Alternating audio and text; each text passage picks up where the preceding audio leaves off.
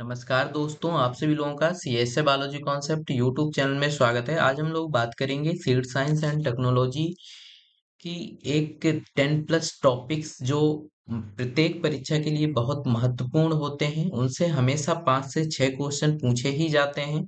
तो उन सारे टॉपिक्स को इस वीडियो में हम कवर करेंगे। तो यदि आप UP triple S C AGTA sugar cane supervisor या अदर कम्पिटिटिव एग्जाम की तैयारी कर रहे हैं तो इस वीडियो को लास्ट तक देखिएगा। ऐसा मैटर आपको कहीं नहीं मिलेगा और जिस तरीके से आपको यहाँ पे बताया जाएगा वो आपको बहुत ही क्लिस्टर क्लियर हो जाएगा यहाँ पे। तो सारी चीजों को बहुत ध्यान से समझिएगा और चलिए हम वीडियो को शुरू करते हैं। और आप जब ये वीडियो को स्टार्ट करेंगे तो आपको हो सकता है कुछ डीप लगे, कुछ एडवांस लगे। तो आजकल जितने भी एग्जाम हो रहे हैं, चाहे वो UP triple S C AGTA हो या फिर अदर एग्रीकल्चर के कम्पिटेटिव एग्जाम हो, उनमें सभी में बहुत ही एडवांस, बेसिक टू एडवांस चीजें पूछी जाती हैं, लेंथी क्वेश्चन पूछे जाते हैं। तो आप वीडियो को बहुत ही ध्यान से देखिएगा जिससे आपको पता चलेगा कि आपने सीड साइंस एंड टेक्नोलॉजी को बहुत अच्छे से समझा है। चलिए हम शुरू कर लेते हैं। तो इसमें हम टॉपिक जो डिस्कस करेंगे उन टॉपिक में आपका रहेगा introduction of SST mean seed science and technology, important international national institute जो होंगे आप समझ रहे होंगे, जैसे कि आपका ISTA हो गया, OECD हो गया, SC ST हो गया एंड आपका AOSA हो गया। ऐसे इंस्टीट्यूट हैं जिनके बारे में हम पढ़ेंगे कि इनका वर्क क्या है और इनकी जो स्ट्रक्चर है वो क्या है, ये क्या किस चीज में डील करते हैं, किसको रेगुलेट करते हैं, ये सारा चीज कौन फंड करता है। ऐसे पढ़ेंगे। ऐसा नहीं है कि हम ईयर पढ़ें कहाँ पे है ये पढ़ लें और छोड़ दें। हिस्ट्री ऑफ एसएसटी पढ़ेंगे, कौन सा प्रोजेक्ट कब आया, प्रोग्राम कब आया, रूल्स कब आया, एक्ट कब आया, ये सारी चीजें पढ़ेंगे। सीड डोरमेंसी पढ़ेंगे, ब्रेकिंग ऑफ डोरमेंसी पढ़ेंगे, सीड जर्मिनेशन पढ़ेंगे एंड सीड रिप्लेसमेंट रेशियो पढ़ेंगे एंड सीड मल्टीप्लिकेशन रेशियो पढ़ेंगे और सीड वेराइटल रेशियो पढ़ेंगे, जो कि आपको हो सकता है उसके बारे में ना पता हो। And generation system of seed पढ़ेंगे and third generation, fourth generation and fifth generation and आपका क्लासेस ऑफ सीड पढ़ेंगे। यहाँ पे seed village and seed hub, जो कि बहुत इंपॉर्टेंट टॉपिक रहता है, इसको पढ़ेंगे। And principles of seed production, seed certification and important जो भी फॉर्मूला होंगे उनको देख लेंगे। तो इस वीडियो में हम 10 प्लस टॉपिक डिस्कस करने वाले हैं। इसके बाद पार्ट टू में सीड प्रोडक्शन, जो आपका हाइब्रिड सीड प्रोडक्शन है, हाइब्रिड सीड प्रोडक्शन उसको पढ़ेंगे। इससे बहुत क्वेश्चन पूछे जाते हैं पार्ट टू में। एंड क्वालिटी टेस्टिंग से पढ़ेंगे,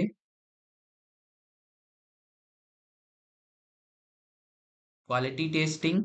एंड इसके बाद यहाँ पे प्रोसेसिंग। ये सारे टॉपिक आपके पार्ट टू में हम वीडियो लेके आएंगे, उसमें आपको पढ़ाया जाएगा। तो यदि आप हमारे इन सारे टॉपिक को, इन सारी वीडियो को पढ़ना चाहते हैं तो चैनल को सब्सक्राइब जरूर कर लें। अब चलिए देख लेते हैं इसका इंट्रोडक्शन। जब हम बात करते हैं सीड साइंस एंड टेक्नोलॉजी की, तो उसमें हमें समझने की पहले जरूरत है कि सीड क्या है। तो सीड क्या होता है, जब हम एग्रोनॉमिक के सेंस में, जैसे ब्रॉड सेंस में देखें कि सीड क्या है, तो आप सभी जानते हैं सीड एक, जैसे आपका ये प्लांट है, प्लांट जब इसमें ओव्यूल होता है, वो जब मैच्योर हो जाता है, क्या हो जाता है, मैच्योर हो जाता है, तो वो सीड का निर्माण करता है। किसका? सीड का। और सीड जब हम कहीं पे सीड की सोइंग कर देते हैं तो वहां से एक प्लांट बनता है। क्या बनता है? प्लांट। तो हम ये कह सकते हैं कि सीड एक प्रोपोगेटिंग मटेरियल है।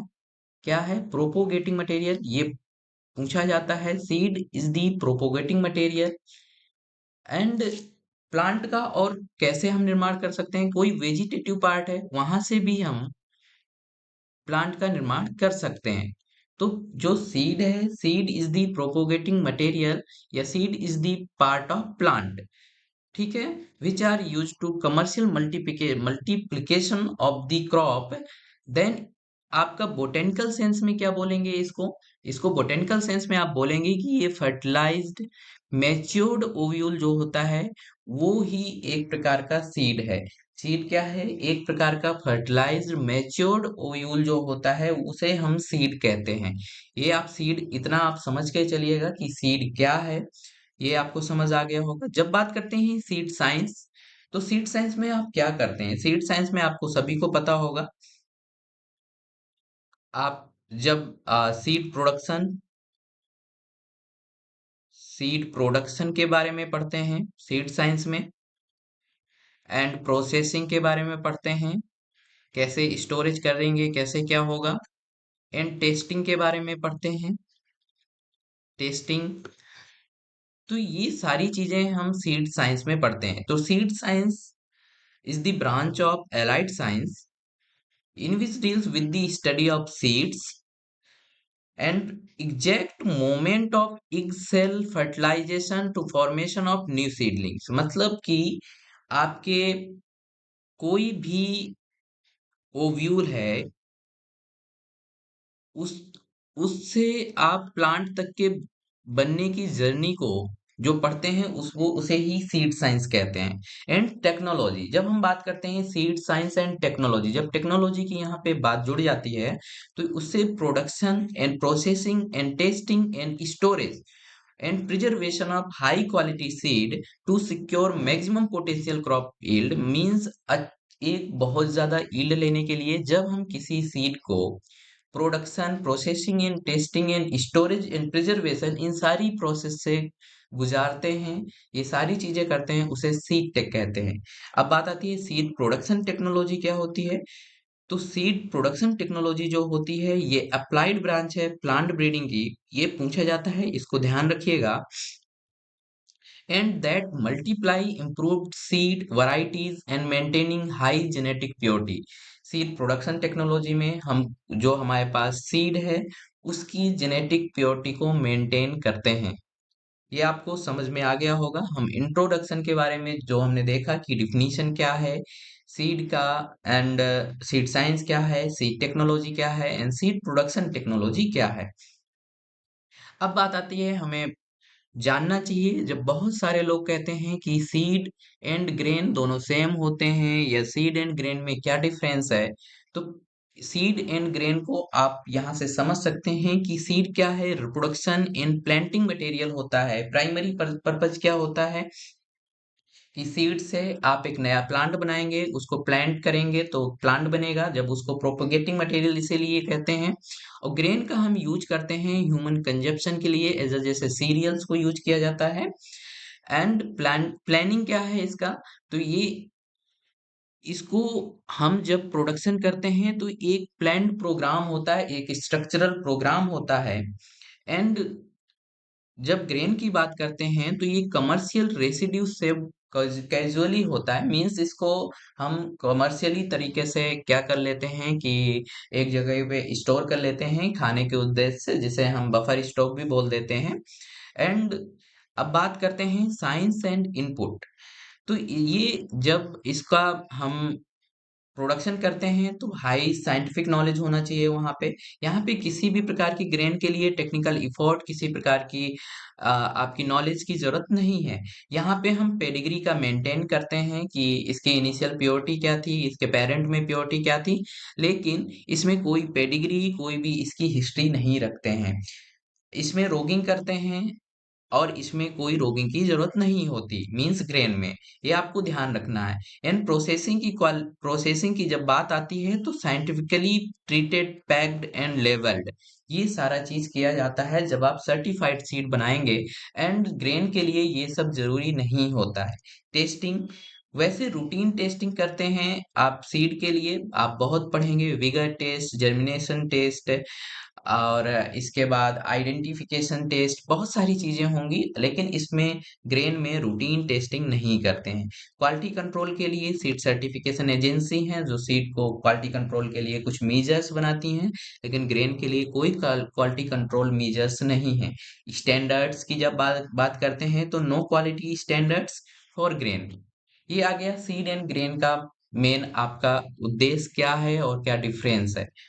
इसके बाद जब हम बात करते हैं कि क्या ऑब्जेक्टिव्स हैं सीड साइंस एंड टेक्नोलॉजी के, तो हाई क्वालिटी सीड्स यदि चाहिए तो आपको सीड साइंस एंड टेक्नोलॉजी के मेथड्स एंड प्रोसेस करने पड़ेंगे। आपको इससे क्या होता है, आपकी यील्ड इंक्रीज होती है जब आप अच्छी वैरायटी यूज करेंगे। आप जब अच्छी वैरायटी यूज करेंगे, हाई यील्डिंग वैरायटी यूज करेंगे, तो आपका जो सीड प्रोडक्शन है, जो सीड प्रोडक्शन है वो बढ़ेगा। इसका second objective and rapid seed multiplication में हेल्प करती है ये, क्योंकि हमें इसके प्रोसेस एंड टेक्निक्स बताती है जिससे हमें रैपिड रैपिड मल्टीप्लिकेशन के लिए सीड साइंस एंड टेक्नोलॉजी का बहुत बड़ा रोल है। एंड हाइब्रिड सीड प्रोडक्शन के लिए इसके ये ऑब्जेक्टिव हैं। एंड टाइमली अवेलेबिलिटी मींस जब rapid multiplication of hybrid seed या मल्टीप्लिकेशन ऑफ सीड होगा, तो आपको जो सीड का अवेलेबल है वो टाइमली होगा, सीड अवेलेबल हो जाएगा फार्मर के लिए एंड रीजनेबल प्राइसेस पे। अब इसका जो कॉस्ट होगा, जब सीड अपने पास भरपूर होगा तो कॉस्ट, एक एवरेज कॉस्ट पे आपको सीड प्रोवाइड कराया जाएगा किसान के लिए। ये हो गए इसके core objective seed science and technology के।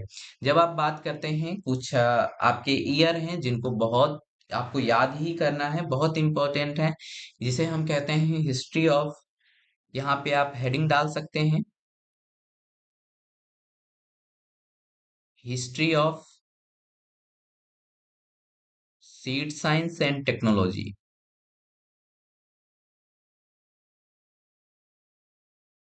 तो यहाँ पे सबसे पहले जब बात करते हैं हम कि सीड साइंस स्टार्ट कहाँ से हुआ, सीड साइंस एंड टेक की स्टार्टिंग तो 1869 में seed testing lab, first seed testing lab बहुत पूछी जाती है, ध्यान रखिएगा। First seed testing lab Germany में बनाई गई, किसके द्वारा, यहाँ पे फ्रेडरिक नोवे हैं जिन्हें हम कहते हैं फादर ऑफ, क्या कहते हैं, father of seed science and technology. Then 1871 में एक सीड टेस्टिंग लैब और बनाई गई डेनमार्क में, जिसको बनाया ईएम होस्ट ने। देन इसके बाद 1876 में एक यूएसए में बनाई गई, और इन्होंने इसे किसने बनाया, इन्हें भी फ्रेडरिक नोबे ने बनाया। इनकी एक बुक है hand book of seed testing, ध्यान रखिएगा बहुत पूछी जाती है, hand book of seed testing. इसमें 1869 का ईयर आपको याद रखना है, 71 का याद रखना है, और इसमें handbook of seed testing इसकी बुक याद रखना है फ्रेडरिक नोबे की। And father of seed testing या father of seed science and technology Frederick Nobbe को कहा जाता है।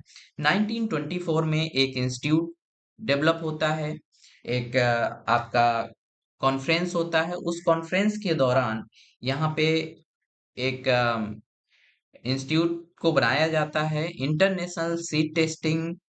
अब यहाँ पे इंटरनेशनल सीड टेस्टिंग एसोसिएशन, ये जो इंस्टीट्यूट है 1924 में स्विट्जरलैंड में बनाया जाता है, कहाँ पे, स्विट्जरलैंड में। फिर 1939 में एओएसए का, यहाँ पे एओएसए ये इंस्टीट्यूट बनाया जाता है। अब इसका फुल फॉर्म आप बताइएगा कि एओएसए का फुल फॉर्म क्या है, कमेंट सेक्शन में बताइएगा एओएसए का फुल फॉर्म। 1961, इसको याद रखिएगा ये बहुत इंपॉर्टेंट है, first seed testing lab in India, जो पहली सीड टेस्टिंग लैब बनाई गई इंडिया में वो आईआरआई न्यू दिल्ली में यहाँ पे बनाई गई, जिसे सीएसटीएल या सेंट्रल सीड टेस्टिंग लैब कब बनाई गई, 1961। अब ये कहाँ हो गई है, शिफ्ट हो गई है, ये शिफ्टेड इन वाराणसी, ध्यान रखिएगा। अब ये कहाँ पे है, वाराणसी में है, बहुत पूछी जाती है कि कहाँ पे है। तो अब ये शिफ्ट हो गई है, ये वाराणसी में है, इसका नाम है सेंट्रल सीड टेस्टिंग लैब। ठीक है।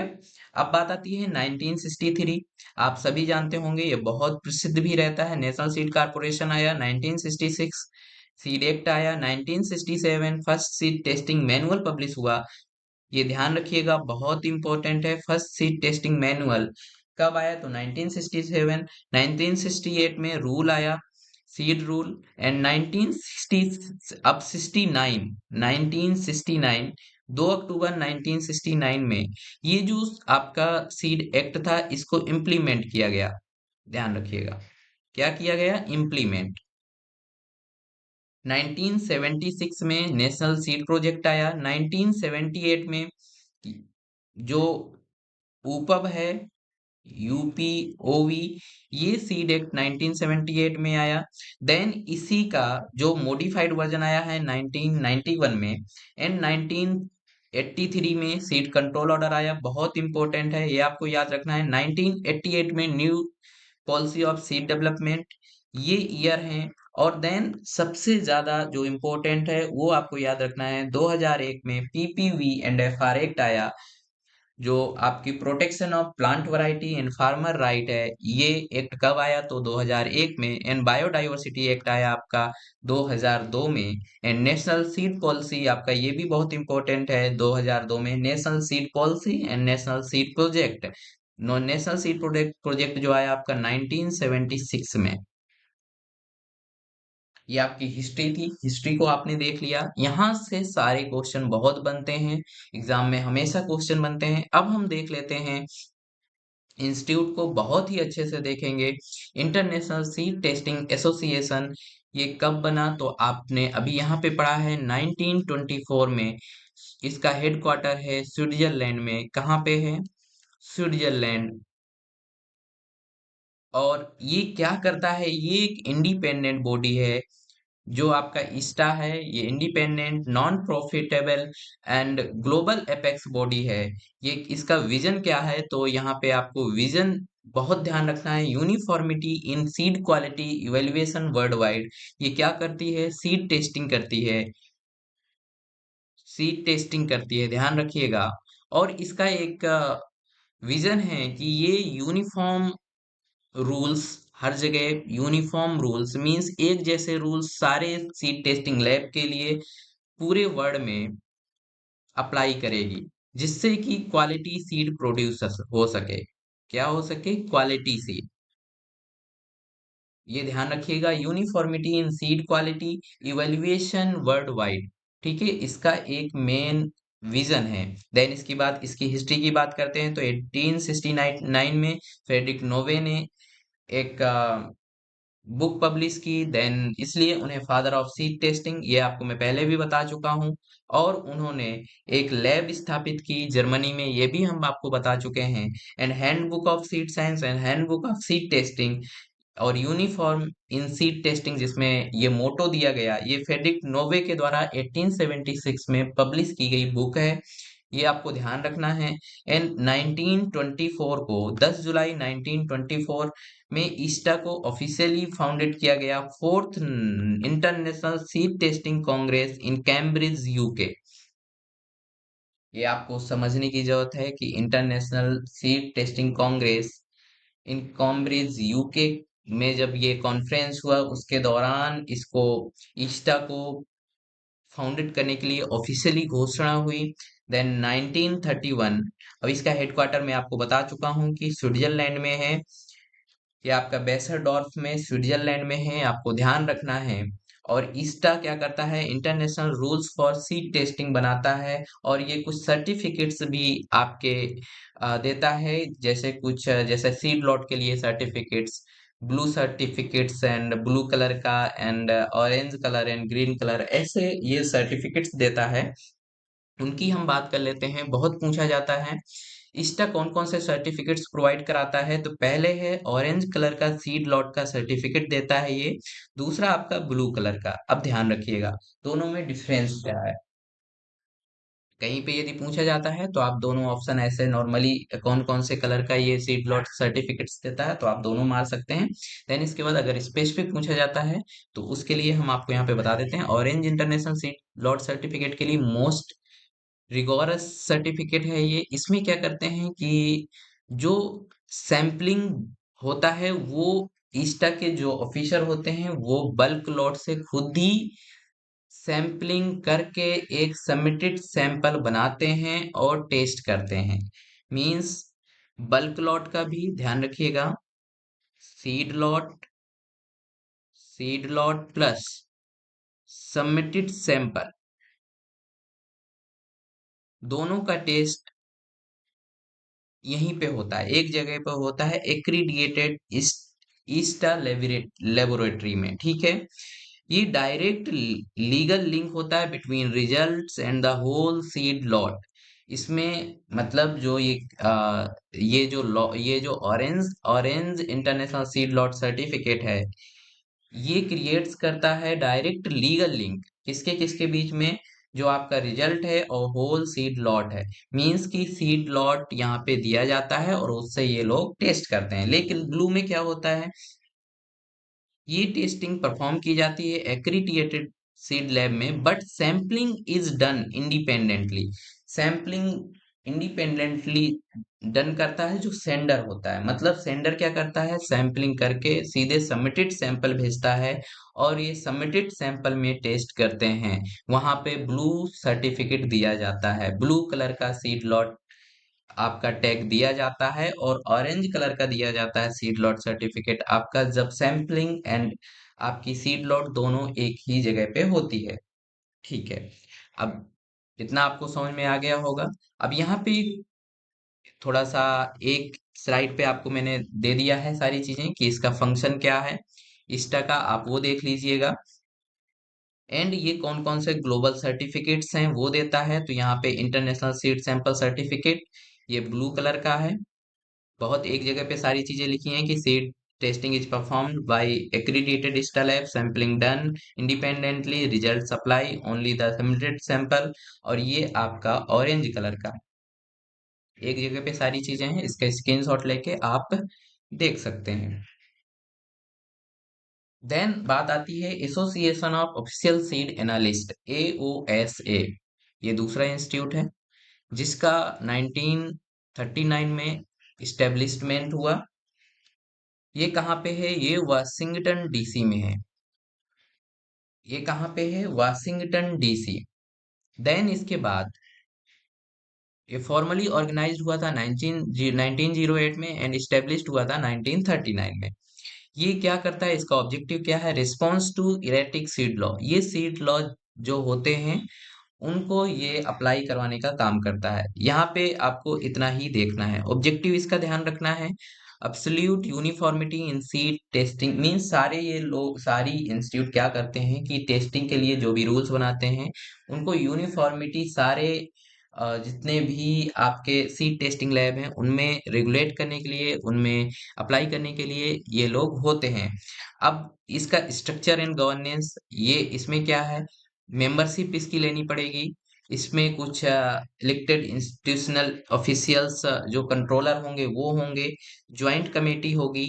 ये सारी चीजें यहाँ पे हैं। यहाँ पे ध्यान क्या क्या रखना है, ईयर आपको याद रखना है, वर्क क्या है आपको ये याद रखना है, कहाँ पे इसका हेडक्वार्टर है वो याद रखना है। देन बात करते हैं SC/ST की, society of commercial seed technologist, SC/ST full form पूछा जाता है। अब इसका काम क्या है, इसका हिस्ट्री पढ़ लें आप, तो 1922 में इसका फॉर्मेशन हुआ। ये क्या करती है, ये भी इसका भी सेम वही काम है, ये रेगुलेट करती है। जो रूल्स होते हैं AOSA के, उनके बीच बीच ये काम करती है, regulatory information enforcement and industry trade का काम करती है। और ये global authority certifying technical skills, ये क्या करती है कि प्रोग्रेसिव मैनर पे और कुछ ट्रेनिंग, कुछ टेस्टिंग लैब को रेगुलेट करने का काम करती है। अब यहाँ पे बात करते हैं स्ट्रक्चर कि इसमें कौन कौन से लोग होते हैं, तो इसे भी मेंबरशिप इसमें चाहिए। और इसमें कुछ बोर्ड ऑफ एग्जामिनर्स होते हैं, ये आपको याद करने की जरूरत नहीं है, वर्क याद करना है आपको। ये भी टेस्टिंग प्रोग्राम्स जो है उनका जो एनालिसिस करती है, सीड टेस्टिंग का काम करती है और मेंबरशिप देती है लैब्स को। ये सारी चीजें यहाँ पे आपको ध्यान देने की जरूरत है। तो हमने अभी अभी क्या पढ़ा, पहले हमने पढ़ लिया इंट्रोडक्शन। इंट्रोडक्शन में आप सीड साइंस क्या है, सीड एंड ग्रेन में क्या डिफरेंस है, एंड आपका SST का इंट्रोडक्शन में आप उनकी डिफिनीशंस क्या हैं। एंड फिर इसके बाद हिस्ट्री, आपने क्या पढ़ी, हिस्ट्री पढ़ी। हिस्ट्री में आपको क्या क्या याद रखना है? National seed project 1976, national seed policy and seed control order act, and आपका बायोडाइवर्सिटी एक्ट, एंड आपकी जो बुक्स कब पब्लिश हुई, एंड मैनुअल कब पब्लिश हुआ। ये सारी चीजें आपको यहाँ पे हिस्ट्री में याद रखना है। ईस्टा के बारे में आपको यहाँ से थोड़ा सा रिवीजन हो जाएगा, मैं बता दे रहा हूँ। ईस्टा में हेडक्वार्टर कहाँ पे है? स्विट्जरलैंड में। कब स्टेब्लिश्ड हुआ, ये आपको, वर्क क्या है, और कौन कौन से ये सर्टिफिकेट देता है, क्या सर्टिफिकेट्स, ये आपको याद रखना है। तो कलर कौन कौन सा है? एक ब्लू कलर का देता है एंड एक ऑरेंज का। अब हम आगे बात कर लेते हैं सीड डोरमेंसी। सीड जो डोरमेंसी में क्या होगा? सीड डोरमेंसी क्या है? एक प्रकार से आप अगर समझे तो, जैसे हमने ये सीड है, इसको हार्वेस्ट किया, हार्वेस्टेड सीड है। अब इसको हमें जर्मिनेशन के लिए हमें बोना है। लेकिन जब इसको हमने जर्मिनेशन के लिए बोया, तो ये सीड क्या हुआ? यहाँ जर्मिनेट नहीं हुआ, जर्मिनेट नहीं हुआ। क्यों नहीं हुआ? क्योंकि इसका जो एम्ब्रियो था वो स्लीप स्टेज में था। किसमें था? स्लीप स्टेज में, ध्यान रखिएगा। और स्लीप स्टेज में था, जबकि फेवरेबल कंडीशन दी गई, मींस ऑप्टिमल इन्वायरमेंट मिलने के बाद भी, ऑप्टिमल इन्वायरमेंट मिलने के बाद भी यहाँ पे सीड की जर्मिनेशन नहीं हुई। तो एक चीज ध्यान रखना है, डोरमेंसी में आपका फेवरेबल इन्वायरमेंट होगा, ऑप्टिमल इन्वायरमेंट होगा, मींस उसे पानी भी मिल रहा होगा, CO2 भी मिल रही होगी, लाइट भी मिल रही होगी, सब कुछ मिल रहा होगा, लेकिन फिर भी वो जर्मिनेट नहीं करेगा क्योंकि उसका एम्ब्रियो स्लीप स्टेज में होगा। तो उसे ही हम सीड डोरमेंसी कहते हैं। यहाँ पे आप परिभाषा आप देख सकते हैं, physical and physiological condition of the viable or live seed. ये बहुत इंपॉर्टेंट है, इतना ध्यान रखिएगा। ये कोई इनवाइवल सीड नहीं होगा, वाइवल सीड होगा, लाइव सीड होगा। That prevents germination due to multiple factor in optimal favourable environmental condition. Means उसके मल्टीपल फैक्टर होंगे, या तो सीड की जो टेस्टाइन, टैगमेन या सीड कोट है वो हार्ड होगी, सीड कोट हार्ड हो सकती है, उसका एम्ब्रियो जो है वो आपका स्लीप स्टेज में हो सकता है। तो एक चीज मैं आपको बता दूं, यदि एम्ब्रियो के, यदि डोरमेंसी, यदि डोरमेंसी जो हो रही है वो इनसाइड एम्ब्रियो हो रही है, इनसाइड, इनसाइड एम्ब्रियो, एम्ब्रियो के अंदर, यदि एम्ब्रियो के अंदर वाले पार्ट्स की वजह से डोरमेंसी हो रही है, तो उसे कहते हैं इंडोजिनस, उसे बोलते हैं इंडोजिनस डोरमेंसी। बहुत शॉर्टकट है, याद रखिएगा। यदि आउटसाइड द एम्ब्रियो हो रही है, आउटसाइड द एम्ब्रियो, एम्ब्रियो के बाहर, मीन सीड कोट में, टेस्टा में, टैगमेन में, ये सारी चीजें कुछ इन्वायरमेंटल फैक्टर्स में, तो उसे कहेंगे इग्जोजिनस। क्या बोलेंगे? इग्जोजिनस डोरमेंसी। ये ध्यान रखना है आपको। तो सीड डोरमेंसी क्या होती है आपने समझ लिया। वाइवल सीड होगा, उसे अच्छा इन्वायरमेंट मिलने के बावजूद भी वो ग्रो नहीं करेगा। ठीक है। क्यूसेंस क्या होता है? ये बहुत पूछा जाता है, बहुत इंपॉर्टेंट है। क्यूसेंस, ये inability of the seed, seeds की इनेबिलिटी जो होती है कि वो जर्मिनेट नहीं कर पाता, क्योंकि unfavourable external condition, unfavourable condition होती है, अनफेवरेबल इन्वायरमेंटल कंडीशन होती है, जिसकी वजह से ये जर्मिनेट नहीं कर पाता। और ऐसी परिस्थिति को सीड के लिए क्यूसेंस बोलते हैं, जब हमारे केस में फेवरेबल कंडीशन ना हो। अब हार्मोनल कंट्रोल की जब बात करते हैं कि डोरमेंसी क्यों होती है, तो पहले एवीए हार्मोन्स जो है बहुत एक्टिव हो जाता है, जिसकी वजह से जर्मिनेशन इनहिबिट हो जाता है। ये करता है, प्रमोट करता है डोरमेंसी को। ध्यान रखिएगा, बहुत इंपॉर्टेंट है। एवीए डोरमेंसी को प्रमोट करता है, जर्मिनेशन को इनहिबिट्स करता है, ग्रोथ को इनहिबिट्स करता है, ग्रोथ को क्या करता है? रोकता है, ग्रोथ को रोकता है। GA3 ये क्या करता है? इंड्यूस करता है जर्मिनेशन को, और डोरमेंसी को ये क्या करता है? यहाँ पे ब्रेक करता है। तो ब्रेकिंग बहुत पूछा जाता है, जो ब्रेकिंग डोरमेंसी ब्रेकिंग हार्मोन्स है उसे क्या बोलते हैं, तो GA3 जिब्रेलिक एसिड जो है, ये एक प्रकार का डोरमेंसी ब्रेकिंग हार्मोन्स है। ये इंड्यूस करता है जर्मिनेशन को। ठीक है, क्लासिफिकेशन ऑफ डोरमेंसी मैंने आपको बता दिया। प्राइमरी, जिसमें इंडोजिनस क्या होता है एंड एक्सोजिनस क्या होता है। एक सेकेंडरी डोरमेंसी होती है, इनेट डोरमेंसी। अब इनेट डोरमेंसी ये एक प्रकार की ट्रू डोरमेंसी होती है। इसे हम जब कोई डोरमेंसी किसी सीड के किसी भी पार्ट के द्वारा हो रही हो, और वो डोरमेंसी आपके नेक्स्ट ईयर नेक्स्ट जनरेशन उसकी सीड में, उसकी प्रोजेनी सीड में भी चली जाए, उस प्रकार की डोरमेंसी को बोलते हैं inherent, innate and true dormancy.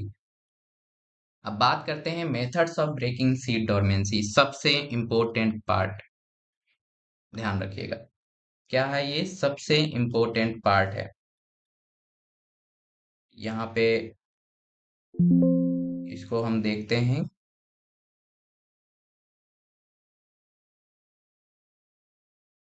Seed dormancy की ब्रेकिंग। ये बहुत ही इंपॉर्टेंट टॉपिक है कि methods of breaking seed dormancy. तो पहला होता है स्कैरिफिकेशन, दूसरा होता है स्ट्रेटिफिकेशन, तीसरा होता है ट्रीटमेंट विथ केमिकल्स। ये तीनों ही याद रखने हैं, बहुत सरल हैं। स्कैरिफिकेशन, किसी चीज को क्या करना, स्केयर करना। स्केयर, इसका मतलब क्या होता है? खुरचना। क्या होता है? खुरचना। खुरचेंगे कब? मान लो ये सीड है, ये सीड है। अब ये जो सीड है, ये सीड कोट है। अब ये सीड कोट यदि ये हार्ड हो जाए, तो इसको यदि हम मुलायम बनाएंगे तो कुछ ना कुछ यूज करेंगे मुलायम बनाने के लिए, सॉफ्ट बनाने के लिए। जब तक सॉफ्ट नहीं बनाएंगे तब तक इसमें जर्मिनेशन नहीं होगा। क्या नहीं होगा? जर्मिनेशन नहीं होगा। तो इसे सॉफ्ट बनाना जरूरी है। तो जब सॉफ्ट बनाएंगे तो जिसका यूज करते हैं, जैसे सैंड पेपर का यूज कर लिए, या एसिड स्कैरिफिकेशन कर लिए, या इसे गर्म वाटर में डुबो दिए, तो ये सॉफ्ट बन जाएगी।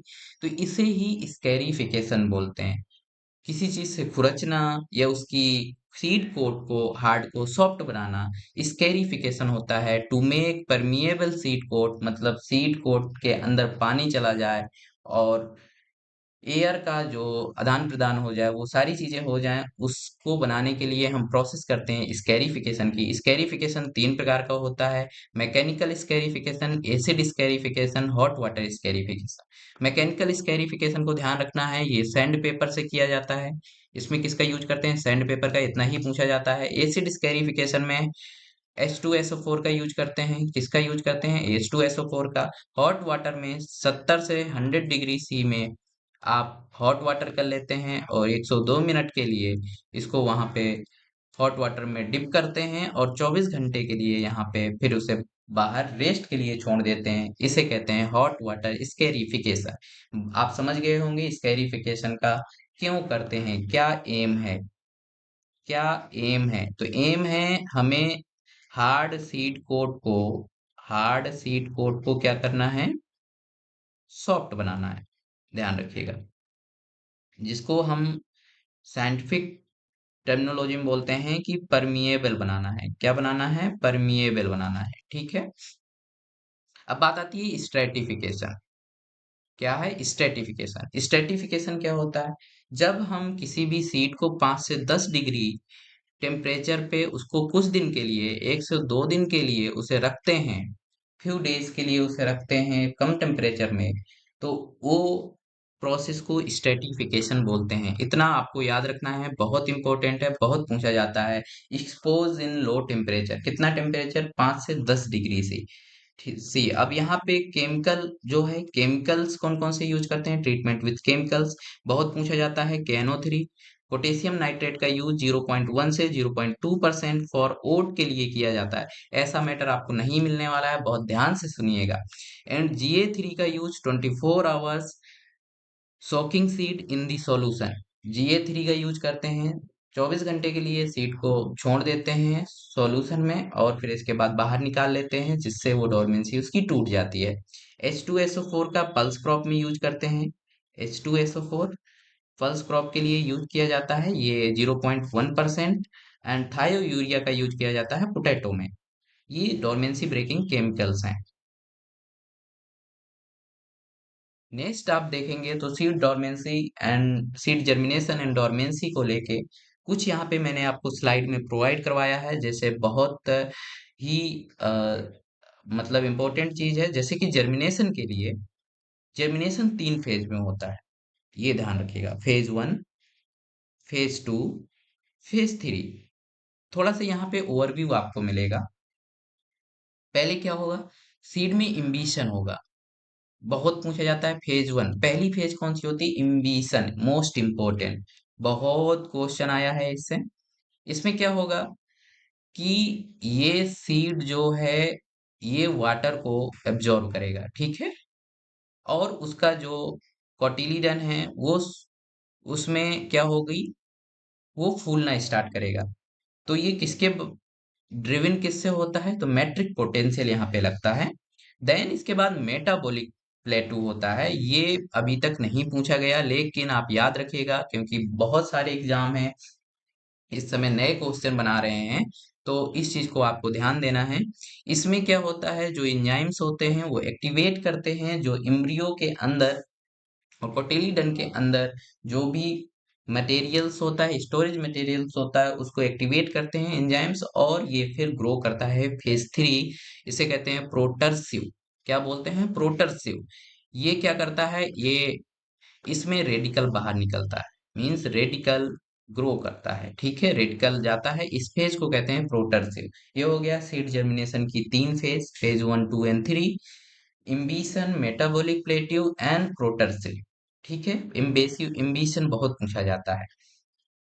सीड जर्म डोरमेंसी के लिए हमने आपको बता दिया है scarification and biochemical inhibitors and structure and geometric classification of germination. Epigeal germination आप सभी जानते हैं, हाइपोजियल जर्मिनेशन आप सभी जानते हैं। बस इतना आपको याद रखना है, इसके एग्जाम्पल तो आप लोग रट ही लेंगे। इपीजियल जर्मिनेशन में हाइपोकोटाइल जो होता है वो इलोंगेट करता है, इतना आपको याद रखना है। मतलब इपीजियल जर्मिनेशन जो होगा उसमें हाइपोकोटाइल क्या होगा, वो इलोंगेट करेगा, मतलब वो बढ़ेगा, ठीक है, वो पुश करेगा कोटिलीडन्स को ऊपर की ओर, ठीक है, जिसकी वजह से कोटिलीडन ऊपर आ जाएंगे। हाइपोकोटाइल जब बढ़ेगा तभी कोटिलीडन ऊपर आएंगे। फिर जो हाइपोजियल जर्मिनेशन में इपिकोटाइल इलोंगेट्स करता है, जो कोटिलीडन को छोड़ के ऊपर आ जाता है, जो पत्तियां बना देता है, ठीक है। इतना आपको इसमें याद रखना है, बहुत ही इंपॉर्टेंट है। सीड जर्मिनेशन का सारा कुछ हमने बता दिया है, इसको यहाँ से आप रिवाइज कर सकते हैं। हार्मोनल बैलेंस थ्योरी में क्या है कि GA3 का हमने बता दिया जर्मिनेशन में वर्क करता है, ABA एंटागोनिस्टिक इसके वर्क करता है, उल्टा वर्क करता है, ये शब्द भी आप याद रख सकते हैं।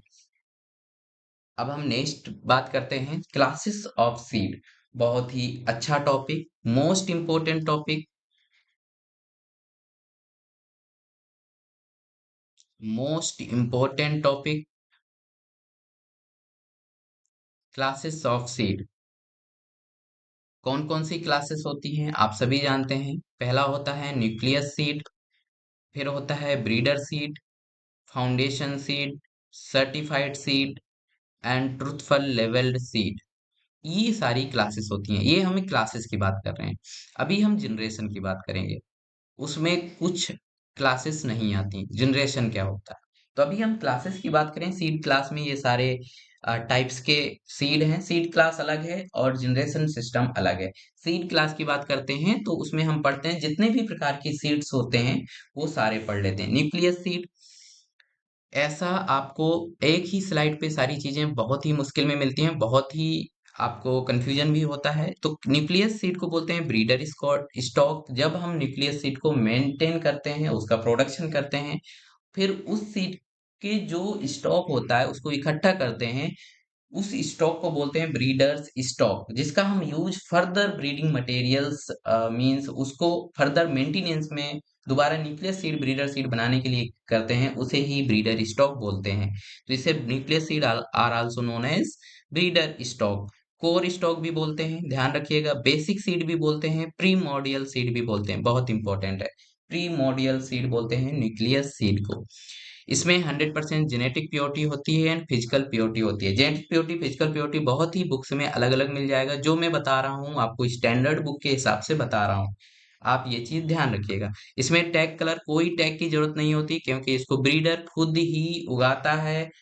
और उसके ब्रीडर जो खुद ही वैरायटी बना रहा है, वो खुद ही सीड, न्यूक्लियस सीड बना रहा है, उसे किसी भी प्रकार के टैग की जरूरत नहीं होती। लेकिन वो पेडिग्री रिकॉर्ड्स रखता है, ध्यान रखिएगा। उसके पास क्या होता है, पेडिग्री रिकॉर्ड्स, कि किस किस के पेरेंट्स कौन है, और इसको कितना टाइम लगा वैरायटी डेवलप करने में, ये सारी चीजें। टैग साइज, बिल्कुल जरूरत नहीं होती टैग साइज की। जब सर्टिफिकेशन की जरूरत नहीं है, टैग कलर की जरूरत नहीं है, तो टैग साइज की जरूरत नहीं होती। सर्टिफिकेशन की ये सब पूछा जाता है, इसकी भी जरूरत नहीं होती। बीएसपी प्लॉट इंस्पेक्टेड किया जाता है। अब बीएसपी प्लॉट है, जैसे कि ब्रीडर सीड प्लॉट की जो मॉनिटरिंग है, वो जो इंस्पेक्शन है, वो मॉनिटरिंग टीम के द्वारा किया जाता है। इस पॉइंट को आपको यहाँ पे लिख लेना है, यहाँ पे ब्रीडर सीट की जगह, ठीक है। कि ब्रीडर सीट का जो इंस्पेक्शन किया जाता है, वो मॉनिटरिंग टीम के द्वारा किया जाता है। बात करते हैं ब्रीडर सीड। ब्रीडर सीड को कहते हैं प्री बेसिक सीड भी कहते हैं। ओईसीडी, इसको ओईसीडी जो है उसके हिसाब से इसे प्री बेसिक सीड बोलते हैं। और ये 100% जेनेटिक प्योरिटी होती है, 99.9% फिजिकल प्योरिटी होती है। Golden yellow colour tag colour होता है। 12x6 इसकी टैग की साइज होती है। फाउंडेशन सीड क्या है, पेरेंट स्टॉक भी बोलते हैं, मदर सीड भी बोलते हैं। इसको मदर सीड वाला बहुत इंपॉर्टेंट है। एंड इस बहुत सारी बुक में 99.5% एंड 99.9% आपको जेनेटिक प्योरिटी देखने को मिलेगी। इसमें आप 99.5% आपको यदि मिल रहा है, इसको आप सही कर सकते हैं। फिर यहाँ पे physical purity 98% and white tag colour होता है। 12x7.5 सेंटीमीटर इसका टैग साइज होता है। रजिस्टर्ड सीड, जो कि यूएसए के लिए, यूएसए में ये प्रेफर किया जाता है। बहुत पूछा जाता है कि कौन सा सीड है जो यहाँ पे इंडिया में उसे नहीं उगाया जाता, नहीं उसको प्रेफर किया जाता, वो है registered seed. Purple tag seed, purple tag seed भी बोलते हैं। 99.5%, 98% इसका फिजिकल प्योरिटी। पर्पल या लाइट पर्पल इसका टैग कलर होता है, और इसका टैग साइज आपका जो फाउंडेशन का होता है, वो रजिस्टर्ड का होता है। सर्टिफाइड सीड की जब बात करते हैं, इसे कमर्शियल सीड भी बोलते हैं। इसे blue tag B tag seed भी कहते हैं, क्योंकि इसका अजर ब्लू आपका टैग कलर होता है। 99% इसकी genetic purity, 98% physical purity, and आपका ये टैग साइज होता है। अब सबसे ज्यादा पूछा जाता है, कौन सा सीड है जो प्राइवेट कंपनी बनाती है, प्राइवेट कंपनी प्रोड्यूस करती है। तो ध्यान रखिएगा, प्रोड्यूसर लेबल्ड सीड होता है, नॉट ऑफिशियली सर्टिफाइड, ये सर्टिफाइड नहीं होता। सेल्फ सर्टिफिकेशन इसको दिया जाता है। क्या शब्द है इसका, एक सेल्फ सर्टिफिकेशन। यहाँ पे आपको बता देता हूँ, सेल्फ सर्टिफिकेशन का मतलब होता है खुद ही सीड उगा लो, सीड उगाओ, और उसका टेस्टिंग कराओ, और खुद ही उसको सर्टिफिकेशन दे दो। किसी भी इंस्टीट्यूट की जरूरत नहीं, ये सरकार ने मान्य कर रखा। सेल्फ सर्टिफिकेशन, ये है ट्रुथफुली लेवल्ड सीड जो होते हैं, सेल्फ सर्टिफिकेशन ये खुद को देते हैं। ये सीड एक्ट में इसका वर्णन भी किया गया है, सीड एक्ट में। तो सीड एक्ट के द्वारा ये सरकारी रूल्स है कि आप सेल्फ सर्टिफिकेशन कर सकते हैं। तो अब यहाँ पे हम बात कर लेते हैं generation system of seed. Generation system of seed, इसमें क्या होता है, इसको एक बार चेक कर लेते हैं कि वीडियो चल रही है या नहीं। जनरेशन सिस्टम ऑफ सीड जब हम देखते हैं, तो वो तीन प्रकार की होती है। Third generation, three generation system, four generation system and five generation system. कौन कौन सा होता है, पहला होता है three generation system, three generation system, three generation system. दूसरा होता है four generation system, four generation system. And तीसरा होता है फाइव जनरेशन सिस्टम। क्या होता है, फाइव जनरेशन सिस्टम। इसमें क्या होता है? अब यहाँ पे पहले हम जनरेशन सिस्टम का मतलब समझते हैं। जनरेशन सिस्टम का यहाँ पे मतलब है, जैसे मान लो ये ब्रीडर सीड है, ब्रीडर सीड से हम फाउंडेशन सीड बनाएं, तो इसे बोलते हैं कि ये एक जनरेशन सीड हमने बना लिया।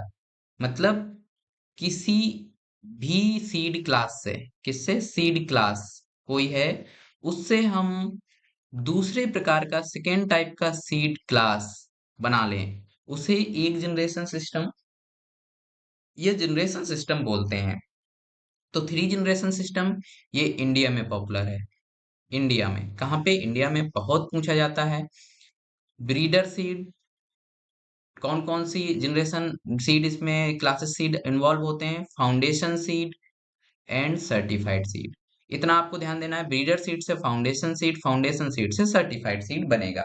अब फोर्थ जनरेशन सिस्टम में क्या होगा? ब्रीडर सीड से बनेगा फाउंडेशन सीड फर्स्ट, फिर बनेगा फाउंडेशन सीड सेकेंड, फिर बनेगा आपका सर्टिफाइड सीड। यहाँ पे क्या हुआ, ये दोनों जो हैं ये फाउंडेशन सीड के ही टाइप्स हैं। कोई पूछे कि फाउंडेशन सीड फर्स्ट किससे बनेगा, तो ब्रीडर सीड से। और यदि कोई पूछे कि फाउंडेशन सीड सेकंड किससे बनेगा, तो आपका ब्रीडर सीड से भी बनेगा और फाउंडेशन सीड फर्स्ट से भी बनेगा, क्योंकि आपने देख रहे होंगे फाउंडेशन सीड बनता है ब्रीडर सीड से भी। तो ये टाइप ही है उसका, तो ये ब्रीडर सीड से भी बन जाएगा, फाउंडेशन सीड फर्स्ट से भी बन जाएगा। एक दो तीन, ये तीन, तो तीन जनरेशन सिस्टम, एक दो तीन चार, चार जनरेशन सिस्टम। अब फाइव जनरेशन सिस्टम में क्या होता है? Breeder seed, foundation seed first, foundation seed second, and आपका certified seed first and certified seed second. ये कितना हो गया? एक दो तीन चार पाँच, ये पांच जनरेशन सिस्टम हो गया। इसमें क्या रूल्स है? वही है कि ब्रीडर सीड से बनेगा foundation seed first, foundation seed second, first से और ब्रीडर सीड से दोनों बनेगा। सर्टिफाइड सीड किससे बनेगा? आपको पता है कि फाउंडेशन सीड से भी बनेगा, फाउंडेशन सीड सेकेंड से भी बनेगा। सर्टिफाइड सेकेंड किससे बनेगा? फाउंडेशन सेकेंड से भी और सर्टिफाइड फर्स्ट से भी। इतना आपको याद रखना है। अब हम आते हैं maintenance of nucleus seed. Maintenance of nucleus seed क्या होता है? हमें न्यूक्लियस सीड से, न्यूक्लियस सीड है हमारे पास, अब हमें इससे ब्रीडर सीड बनाना है। मान लो क्या बनाना है? ब्रीडर सीड बनाना है, या इससे हमें बनाना है न्यूक्लियस सीड ही बनाना है। क्या बनाना है? न्यूक्लियस सीड से न्यूक्लियस सीड ही बनाना है, कि ये आगे हम जो नेक्स्ट ब्रीडिंग ब्रीडिंग प्रोसेस हैं उनमें यूज करने के लिए, या स्टॉक खत्म हो गया उसके लिए, स्टॉक खत्म हो गया उसके लिए, जिसे हम बफर स्टॉक भी बोलते हैं। ठीक है, तो ये सारी चीजों के लिए हम न्यूक्लियस सीड से जब न्यूक्लियस सीड बनाएं या ब्रीडर सीड बनाएं, उसे मेंटेनेंस ब्रीडिंग या मेंटेनेंस ऑफ न्यूक्लियस सीड की प्रोसेस है कुछ, उनको डिस्कस कर लेते हैं, जिसको दिया था हैरिंगटन ने। इंपॉर्टेंट है, पूछा जाता है। इसमें क्या करेंगे? पहले हम पहले जो हमने वैरायटी रिलीज की है उस वैरायटी को सिलेक्ट करेंगे। बिल्कुल सही बात, क्योंकि जिस वैरायटी का सीड बनाना है उसको सिलेक्ट करना पड़ेगा। फिर उसको एग्जामिन करेंगे वो सही है या नहीं है, और कितनी नंबर ऑफ वैरायटी लेनी है वो देखेंगे, कितने प्लांट चाहिए हमें वो देखेंगे। फिर फील्ड का सिलेक्शन करेंगे। क्या करेंगे? फील्ड का सिलेक्शन करेंगे। फिर उसको ग्रो कराएंगे, जो आइसोलेशन डिस्टेंस और सारी चीजें जो होंगी। फिर उसको इंस्पेक्शन करेगा। कोई कौन इंस्पेक्शन करेगा? जो डायरेक्टोरेट ऑफ एग्रीकल्चर होंगे, जो स्टेट यूनिवर्सिटी के अधिकारी होंगे, जो आपके एनएससी के अधिकारी होंगे, वो इंस्पेक्शन करेंगे आपको न्यूक्लियस सीड प्लॉट का। एंड फिर हार्वेस्टिंग एंड थ्रेसिंग हो जाएगी। तो पहला क्या है? सिलेक्शन ऑफ वैरायटी होगा। बस एक चीज इसमें याद रखना है कि एक लोकेशन पे, मान लो कानपुर में, कानपुर में इसका हम क्या कर रहे हैं? मेंटेनेंस करवा रहे हैं। वहां का टेस्टिंग स्टेशन है। क्या है? टेस्टिंग स्टेशन वहां पे मान लो है, और वहां पे हम क्या करवा रहे हैं? इसका मेंटेनेंस ब्रीडिंग करवाना है। तो हम क्या करेंगे कि 15 से ज्यादा, 15 वैरायटी से ज्यादा एक स्टेशन पे मेंटेनेंस ब्रीडिंग नहीं करा सकते। मतलब न्यूक्लियस सीड का उत्पादन 15 वैरायटी को एक साल में एक स्टेशन पे कराया जाएगा। एग्जामिनेशन ऑफ वैरायटी मींस जब कितने प्लांट्स चाहिए प्रोडक्शन के लिए, 200 प्लांट होना चाहिए, ट्रू टू टाइप होना चाहिए। कैसे, ध्यान रखिएगा, ट्रू टू टाइप इसका मतलब क्या होता है? 100% जेनेटिक प्योरिटी पूछा जाता है। जेनेटिक प्योरिटी वाले प्लांट होने चाहिए। ध्यान रखिएगा, कितने परसेंट वाले? 100%। सिलेक्शन ऑफ फील्ड, फील्ड ऐसा होना चाहिए रोग free, of type free, volunteer plant free, ये सब डिजीज्ड फ्री, किसी भी प्रकार की फील्ड में सॉइल अच्छी होनी चाहिए। NSP means nucleus seed plot का इंस्पेक्शन करेगी team, and harvesting and threshing करके आपका यहाँ पे तैयार हो जाएगा buffer stock seed. Buffer stock seed, ध्यान रखिएगा, ये है तरीका मेंटेनेंस का। अब बात करते हैं जेनेटिक, कुछ प्रिंसिपल्स हैं, प्रिंसिपल्स ऑफ सीड प्रोडक्शन। इसका मतलब क्या है? सीड प्रोडक्शन के लिए आप एक बात बताइए, आपको सीड प्रोडक्शन करना है, क्या करना है? सीड प्रोडक्शन, बहुत ध्यान से सुनिएगा। सीड प्रोडक्शन के लिए अगर क्वालिटी सीड प्रोडक्शन करना है, कौन सा क्वालिटी, तो हमें क्या करना पड़ेगा?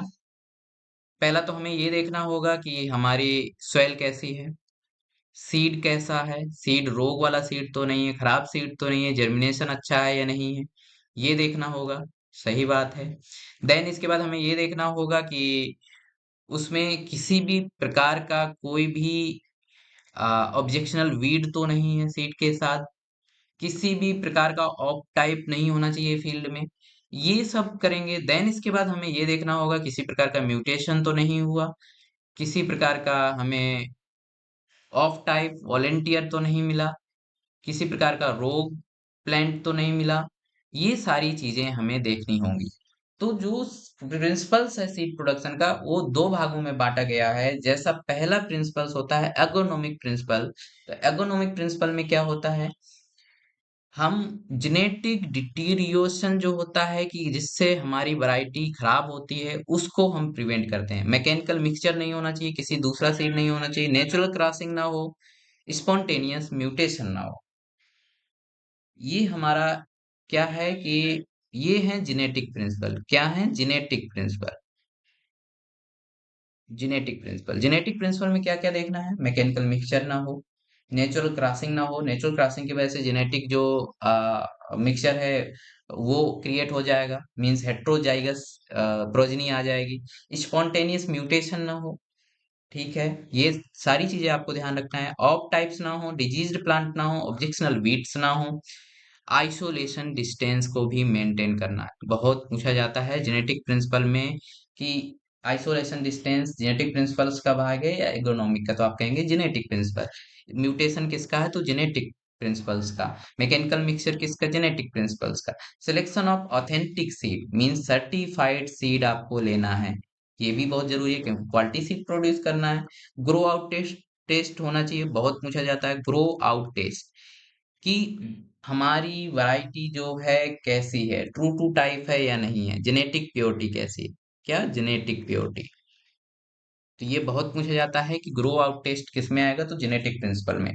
अब आते हैं एग्नोमिक प्रिंसिपल। एग्नोमिक में मींस जो सॉइल से रिलेटेड हैं, जो फील्ड से रिलेटेड हैं, जैसे कि selection of suitable land, balance nutrition देना है, फर्टिलाइजर सही से देना है, harvesting drawing and processing carefully करना है, सीड बेड प्रिपरेशन अच्छे से करना है, सोइंग सही से करना है, ऑप्टिमल सोइंग टाइम होना चाहिए, क्रिटिकल इरिगेशन होना चाहिए, ये सारी चीजें आप जानते हैं।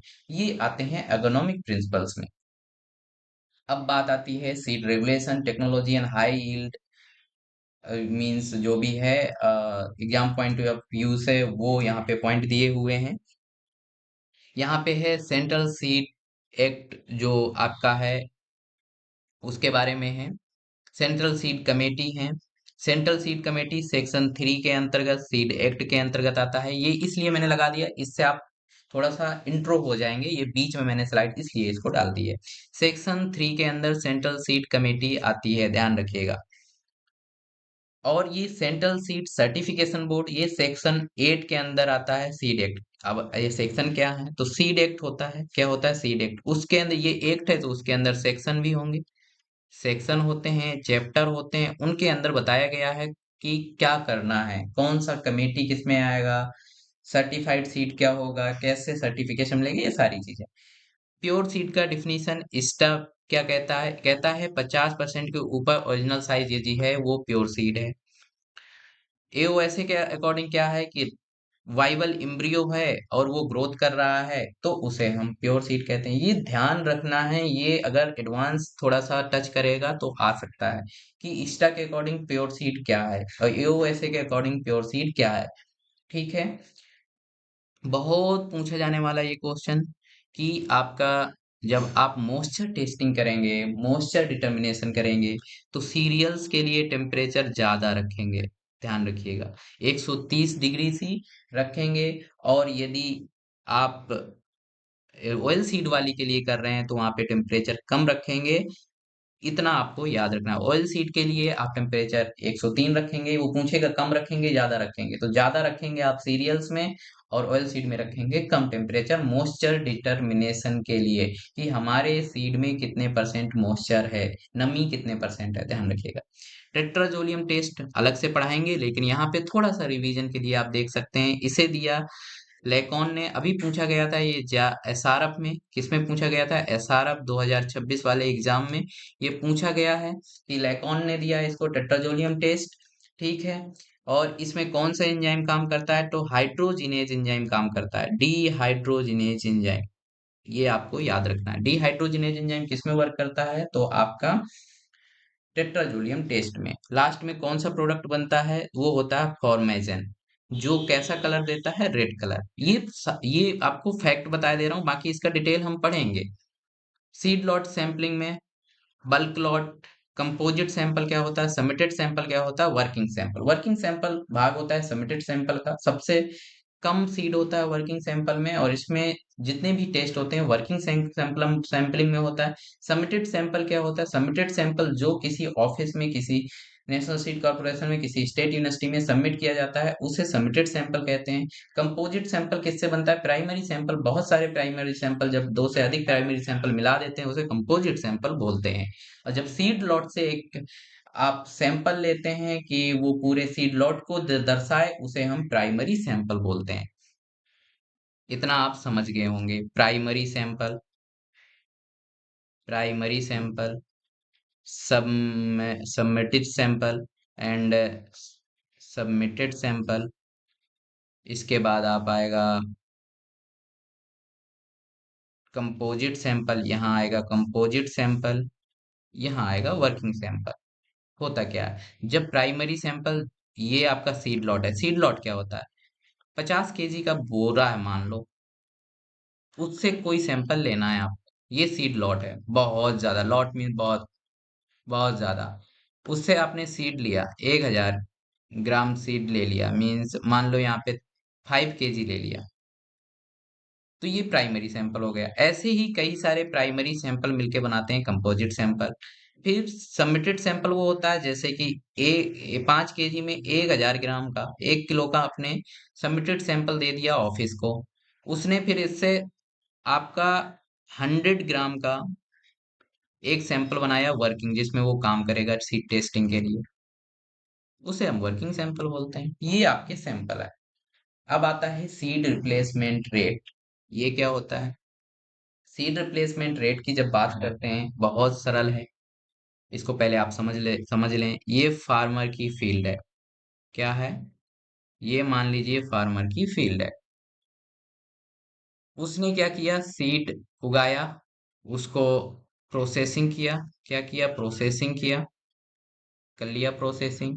उसके बाद सीड यहाँ पे आ गया, जिसे हम बोलेंगे फार्मर सीड, बोल दिए, आ गया। अब उसे नेक्स्ट ईयर क्या करना है, नेक्स्ट ईयर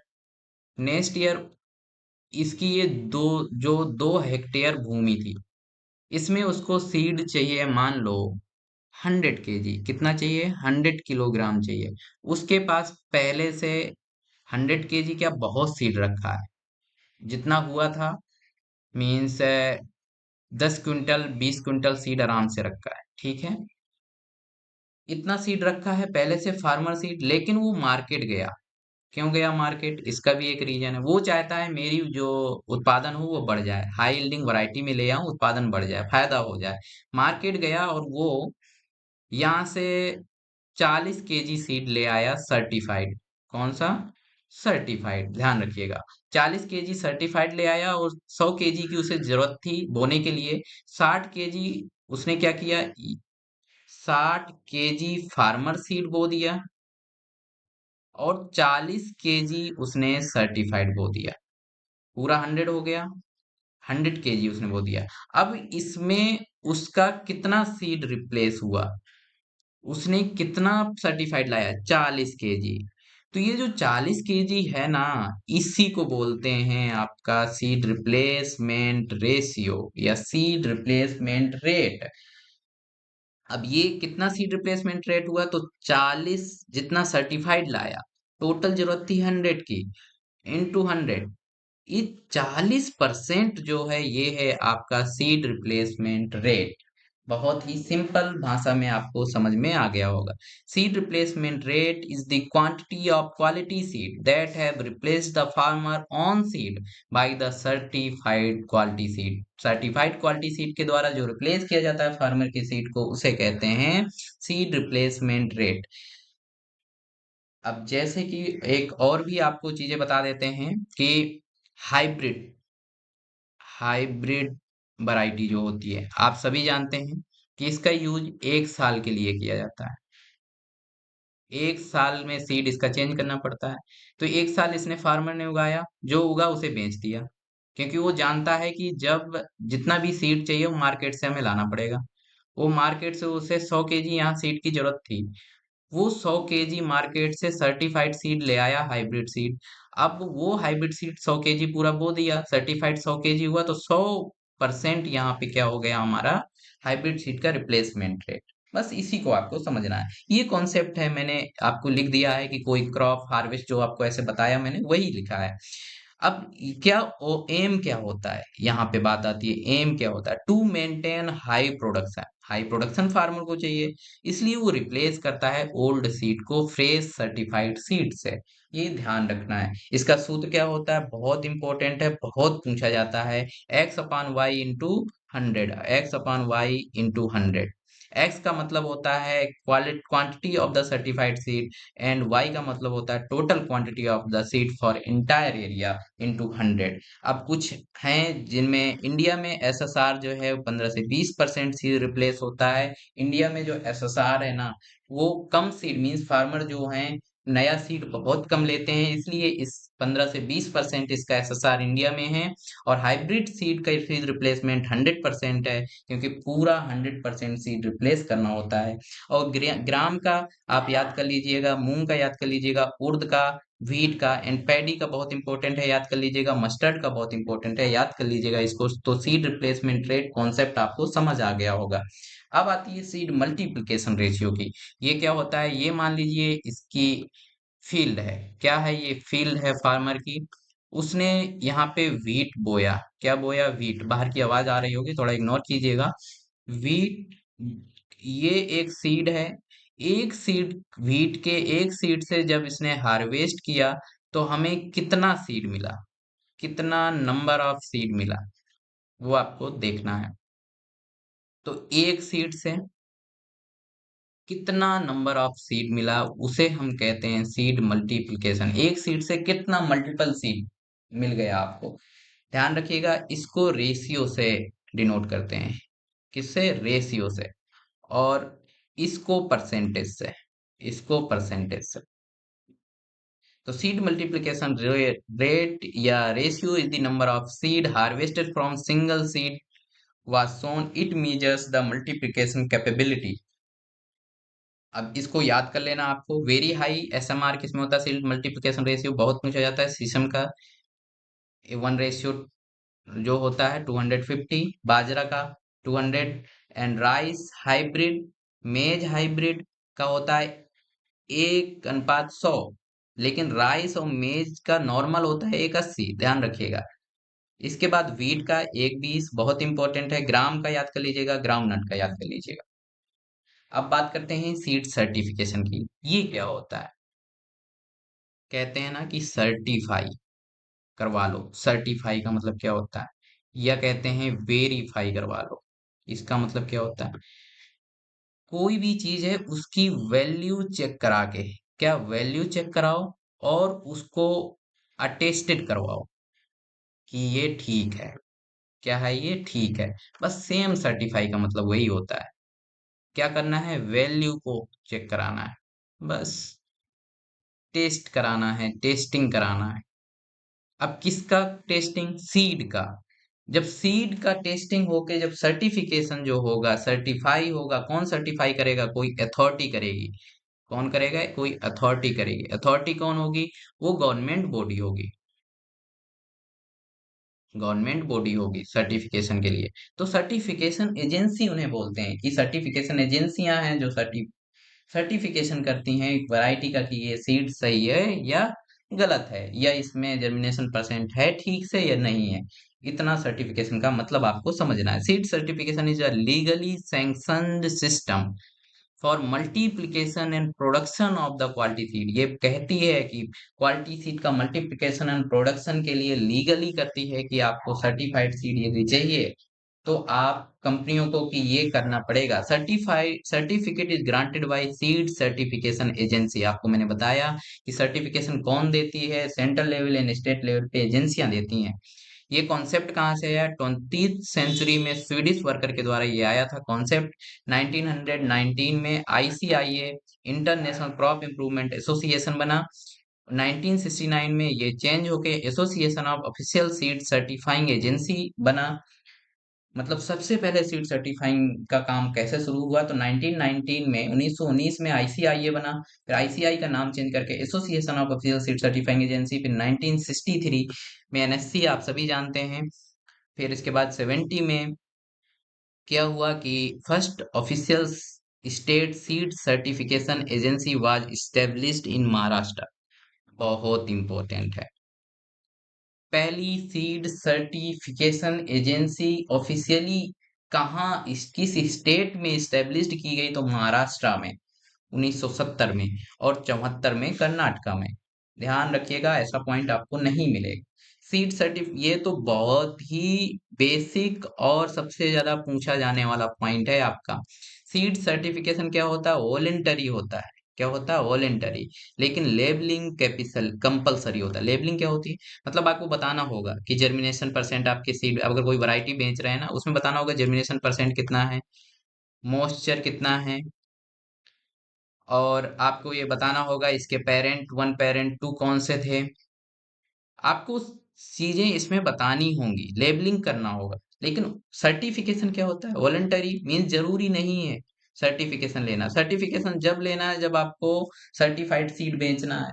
आपको एक गवर्नमेंट जो जो आपकी जैसे वैरायटियां जो इंस्टीट्यूट निकालती है उसका जब सीड बेचना है तो सर्टिफिकेशन लेना है। लेकिन वॉलंटरी है। वॉलंटरी क्यों है?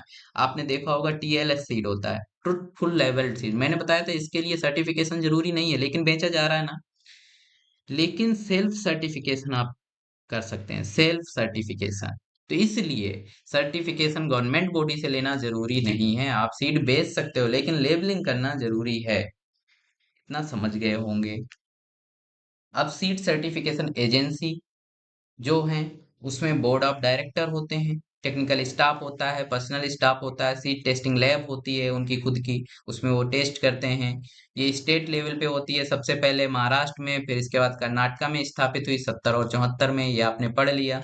हाँ, एक चीज बहुत ध्यान रखिएगा, ये सर्टिफिकेशन जो एजेंसियां है ना, ये कैसी होती हैं? ये ऑटोनोमस बॉडी होती हैं, बहुत पूछा जाता है। इनको सीड उगाने की, मीन्स कहने का सीड प्रोडक्शन करने की वो नहीं होती, परमिशन नहीं होती है। ये क्या करते हैं? ये सर्टिफिकेशन देते हैं, सीड को प्रोडक्शन नहीं करते। बहुत ही इंपॉर्टेंट पॉइंट है। यूनिफॉर्मिटी मीन्स जितने भी इनके लॉ हैं ना, सारे कंट्री के लिए सेम है। क्लोज लिंकेज, इसका मतलब ये है कि ये जितने भी इंस्टीट्यूट से हैं ये बहुत एसोसिएट रहते हैं, नो प्रॉफिट नो लॉस पे काम करते हैं। लॉन्ग टर्म ऑपरेशनल ऑब्जेक्टिव होता है। ये नो प्रॉफिट नो लॉस पे वर्क करते हैं, ट्रेंड स्टाफ होता है, इंस्पेक्शन करते हैं और इनका पब्लिक इंटरेस्ट जगाते हैं कि सीड अच्छा लो और प्रोड्यूस करो, फार्मर के लिए बताते हैं ये सारी चीजें। और सीड सर्टिफिकेशन मेजर इसके हैं कुछ, कि ये वेरिफिकेशन करेंगे सीड सोर्स को, फील्ड इंस्पेक्शन करेंगे, सैंपल इंस्पेक्शन करेंगे, तब ये सीड सर्टिफिकेशन सर्टिफिकेट देते हैं। सीड सर्टिफिकेट कब मिलेगा वो उसको भी हम बता देते हैं। इम्प्रूव्ड वैरायटी होनी चाहिए, जेनेटिक प्योरिटी अच्छी होनी चाहिए 100%, एंड फिजिकल प्योरिटी 1%, 100% इसका होना चाहिए, 99.9% या 100% इसका फिजिकल प्योरिटी होनी चाहिए। 1% छूट मिल जाएगी मेज के लिए, 5% कैरेट के लिए, बहुत पूछा जाता है, ध्यान रखिएगा। जर्मिनेशन परसेंटेज जो है वो अच्छा होना चाहिए। इंपॉर्टेंट कुछ हैं जो जर्मिनेशन परसेंट आपको याद रखना है, बाकी और जो भी हैं उनको आप याद कर सकते हैं। मेज का 90% होता है, सोलम राइस का 80% होता है, व्हीट का 85% होता है, कॉलीफ्लावर भिंडी का 65% होता है, कॉटन का 65 होता है, सीसम का 80 होता है। बहुत इंपॉर्टेंट है, बहुत बार पूछा गया है। कॉटन का बहुत पूछा गया है, ओकरा का पूछा गया है, और कैरट का, चिली का 60%। फ्री फ्रॉम वीड्स होना चाहिए आपका सीड, तब सर्टिफिकेशन मिलेगा। डिजीज फ्री होना चाहिए, ऑप्टिमम टेम्परेचर होना चाहिए। यहाँ से एजीटीए में क्वेश्चन आ चुका है, ध्यान रखिएगा, इंपॉर्टेंट है। ये नेक्स्ट टॉपिक इससे आ चुका है, इसी का है। मिनिमम सीड सर्टिफिकेशन स्टैंडर्ड क्या है? मिनिमम सीड सर्टिफिकेशन स्टैंडर्ड के लिए क्या रिक्वायर होता है? तो दो प्रकार के सर्टिफिकेशन स्टैंडर्ड होते हैं। मिनिमम सीड सर्टिफिकेशन, इसका फुल फॉर्म भी आ जाता है, ध्यान रखिएगा, फुल फॉर्म। इसका मतलब क्या, मिनिमम सीड सर्टिफिकेट मतलब कौन से ऐसे मिनिमम स्टैंडर्ड हैं जो सर्टिफिकेशन के लिए रिक्वायर हैं? तो general seed certification standard and specific seed certification standard. General seed certification standard में जेनेटिक प्योरिटी आती है एंड क्वालिटी सीड प्रोडक्शन आता है। और स्पेसिफिक सीड सर्टिफिकेशन स्टैंडर्ड में फील्ड स्टैंडर्ड में अच्छा होना चाहिए, फील्ड कैसा होना चाहिए, volunteer plant, of type plant, classes of seed कैसा यूज करना, isolation, field inspection, of type, weed, ये सब स्पेसिफिक सीड सर्टिफिकेशन स्टैंडर्ड्स के अंदर आते हैं। मतलब इनको बांट दिया गया है कि रिक्वायरमेंट्स के हिसाब से, कि कुछ स्पेसिफिक चीजें हैं वो जरूरी हैं, कुछ जनरल हैं वो जरूरी हैं, जिसके लिए सर्टिफिकेशन मिलेगा यदि वो मिनिमम सीड सर्टिफिकेशन चाहिए तो। अब बात आती है कुछ एग्रीकल्चर इंस्टीट्यूट्स के एंड लोकेशंस के। तो एग्रीकल्चर इंस्टीट्यूट्स एंड लोकेशंस में आपको ये याद रखना है, जैसे कि मैंने बताया था, कुछ इंपॉर्टेंट, वाराणसी वाला याद कर लेना है आपको, मऊ में डायरेक्टरेट ऑफ रिसर्च बहुत पूछा जाता है, ये याद कर लेना है। इसके बाद आपको याद कर लेना है International Rice Research Institute, CIMMYT आप सभी जानते हैं, सब याद किए हुए हैं, लखनऊ का याद कर लेना है। इसके बाद आपको शुगर कैन ब्रीडिंग इंस्टीट्यूट, ये याद कर लेना है अजमेर में। एंड आपको इसके बाद ये डायरेक्टरेट याद कर लेना है। इतना आपको इसमें याद करके चलना है, जिसमें CSTL तो पक्का याद कर लेना है, CSTL वाराणसी वाला जो शिफ्टेड हुआ है न्यू दिल्ली से, national bureau of plant genetic resource new Delhi में, ये याद कर लेना है। ये सारी चीजें, और directorate of seed spices and ये वाला मऊ वाला याद कर लेना है आपको, मऊ। इसके बाद कुछ हैं seed science and technology abbreviation जो फुल फॉर्म पूछे जाते हैं। AASCO, association of American seed control official, agriculture finance corporation, AOSA, association of field seed analyst. कौन कौन सा इंपॉर्टेंट है वो आपको मैं बता देता हूँ, पढ़ के सुनाने से अच्छा है। सेंट्रल सीड कमेटी बहुत इंपॉर्टेंट है, 10 बहुत इंपॉर्टेंट, वेरी इंपॉर्टेंट, बहुत पूछा जाता है।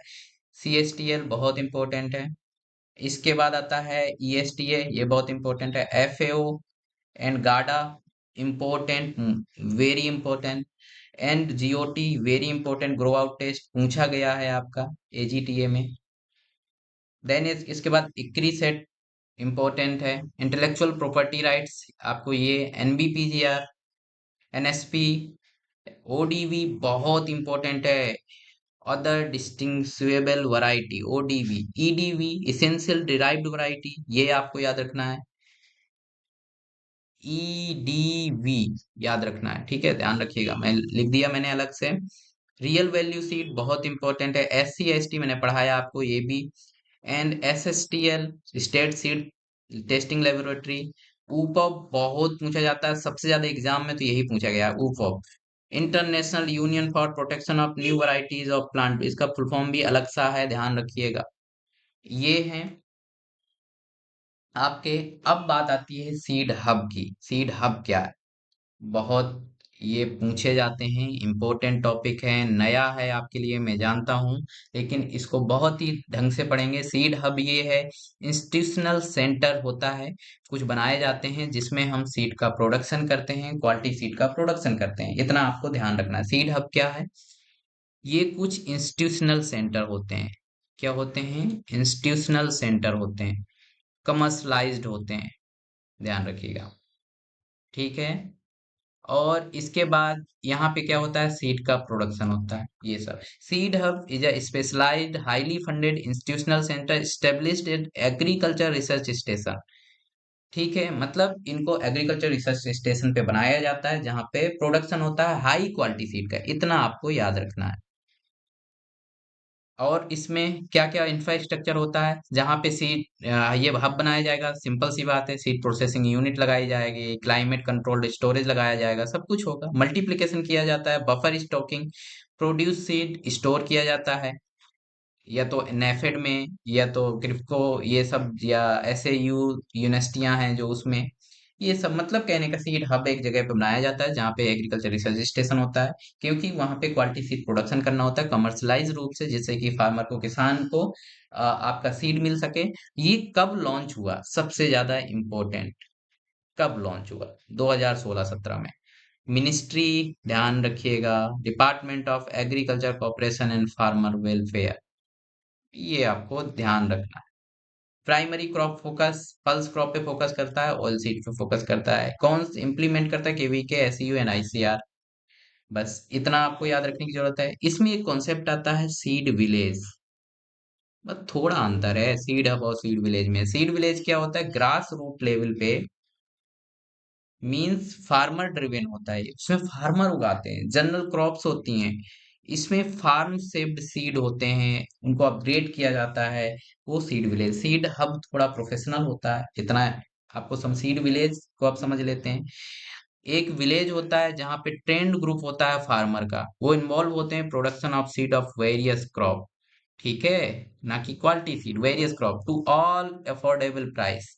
The revolutionary concept was introduced by green revolution, father of green revolution जो हैं आपके स्वामीनाथन की तरफ से ये दिया गया था, बहुत पूछा जाता है, इंपॉर्टेंट है।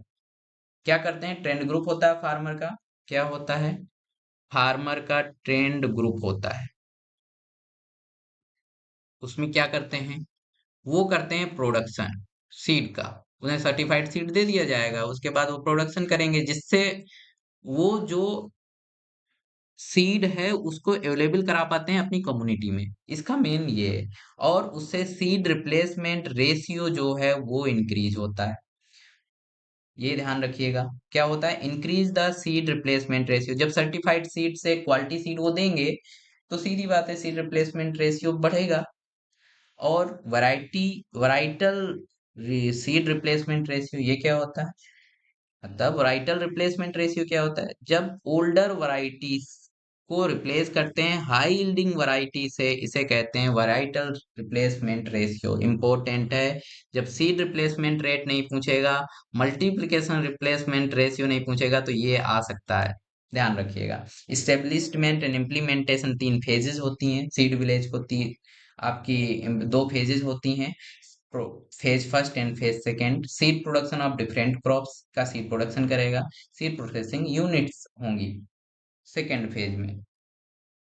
सप्लाई साइट सिलेक्शन, पहली बात, the supply and selection process, site selection, scientist identify suitable and compact area, seed supply, high quality foundation and certified seed, मैंने बताया फार्मर को प्रोवाइड कराया जाता है और वो फिर उगाते हैं उसको। कल्टीवेशन वो फार्मर करेगा, सीधी बात है। टेक्निकल ट्रेनिंग शेड्यूल, इसमें क्या होता है कि फार्मर का जो ग्रुप होता है ना, जो फार्मर का ग्रुप होता है उसको ट्रेंड किया जाता है। क्या किया जाता है? ट्रेंड। तो ट्रेनिंग दी जाएगी, सीधी बात है। फर्स्ट डे ट्रेनिंग दी जाएगी जिसमें सोइंग के बारे में बताया जाएगा, सेकेंड डे में फ्लावरिंग के बारे में बताया जाएगा, थर्ड डे में आपका आफ्टर हार्वेस्टिंग ये ट्रेनिंग दी जाएगी, क्या होगा। इसके बाद फीचर्स क्या है? Economic relation, local local region पे बढ़िया से उनका इकोनॉमिक बूस्ट होता है। अफोर्डेबिलिटी, सीड सीड अच्छे प्राइस पे मिल जाता है मार्केट से। टाइमलाइन एंड लॉजिस्टिक का प्रॉब्लम कम हो जाता है। Genetic purity, no mechanical mixture, अच्छा सीड मिल जाता है फार्मर को। इंस्टीट्यूशनल कॉन्सेप्ट क्या है इसका, तो seed bank which acts as a community repository where seeds are securely stored for future use breeding programme. इसका मतलब क्या है कि अब इससे क्या होता है कि वो लोग क्या करते हैं, सीड बैंक बना लेते हैं। सीड बैंक इसमें क्या होता है, जो सीड होता है उसको सेव करने के लिए उसमें डिपॉजिट मींस सेव करने के लिए स्टोर कर लेते हैं कि वो फ्यूचर ब्रीडिंग प्रोग्राम में यूज हो। सीड बैंक का मतलब कोई भी कम्युनिटी, कोई भी ब्रीडर्स इसको सीड बैंक बना सकता है, उसमें फ्यूचर ब्रीडिंग प्रोग्राम्स के लिए वो स्टोर करता है। अब ये कब आया, 1990 में सीड बैंक। कितने प्रकार का होता है, transient, soil seed bank and persistent, इतना बस आपको याद रखना है। नोडल मिनिस्ट्री कौन है सीड विलेज को वो करने वाली, तो ministry of agriculture and farmer welfare. ये एजीटीए के हिसाब से बहुत इंपॉर्टेंट है। And seed village and commercial seed क्या होता है, सीड विलेज जो है उसमें अच्छा क्वालिटी सीड मिलेगा आपको, मैकेनिकल मिक्सचर नहीं होगा। कमर्शियल सीड किसी भी प्रकार की ट्रेंड ग्रुप से नहीं उगाया जाता। पुल फैक्टर होता है एक। Farmer see their neighbours achieving high yield with fresh seed. जो फार्मर्स होते हैं एक दूसरे को देख के सीखते हैं, उनके पड़ोसी यदि हायर यील्ड ले रहे हैं फ्रेश सीड से, तो उनके दिमाग में एक इफेक्ट पैदा होता है कि हम भी क्यों ना लें। तो इससे सीड विलेज से क्या होता है, सीड विलेज से पुल फैक्टर डेवलप होता है, पुल फैक्टर, ध्यान रखिएगा। ये है। अब आपको समझना है हमने क्या क्या पढ़ा। अब जब शुरुआत से बात करते हैं हम, तो हमने यहाँ पे पढ़ा पहले इंट्रोडक्शन, देन इसके बाद difference between seed and grain, ISTA and ISTA certificate बहुत इंपॉर्टेंट है। एओएसए के बारे में ज्यादा कुछ नहीं पढ़ना है आपको। सीड डोरमेंसी बहुत इंपॉर्टेंट है। Methods of seed dormancy, breaking क्या है, क्लासेस ऑफ सीड बहुत इंपॉर्टेंट है। जनरेशन सीड एंड हैरिंगटन ने सीड वो दिया आपका मेंटेनेंस ब्रीडिंग के बारे में। देन प्रिंसिपल्स हैं जो गॉड टेस्ट किसमें होता है ये सब। लेकॉन ने क्या दिया, मॉइस्चर डिटर्मिनेशन किसमें ज्यादा किसमें कम, ये सब आपका पढ़ना है। Submitted sample, official sample and आपका वर्किंग सैंपल क्या होता है। सीड रिप्लेसमेंट रेट बहुत, seed multiplication ratio and seed varietal ratio बहुत इंपॉर्टेंट है। सीड सर्टिफिकेशन से एजीटीए में क्वेश्चन आया, ये भी पढ़ना है आपको। मल्टीप्लिकेशन ये सब हो गया। Seed hub, seed village concept ministry of agriculture इसमें वो करती है। ये सारी चीजें हमने पढ़ा। अब हम नेक्स्ट पार्ट जो होगा, नेक्स्ट पार्ट जो होगा उसमें हम डिस्कस करेंगे hybrid seed production. Hybrid seed production, ठीक है। और क्या, और उसमें हम quality testing, quality testing, seed pelleting question आया है किसमें, एजीटीए में, वो डिस्कस करेंगे। सीड प्राइमिंग इसी का वो है। सीड कलरिंग इसको देखेंगे। इसके बाद हम देखेंगे यहाँ पे प्रोसेसिंग। इतना हम यहाँ पे कवर करेंगे पार्ट 2 में। फिर इसके बाद जो भी बचेगा वो आप हमें बता सकते हैं कमेंट सेक्शन में।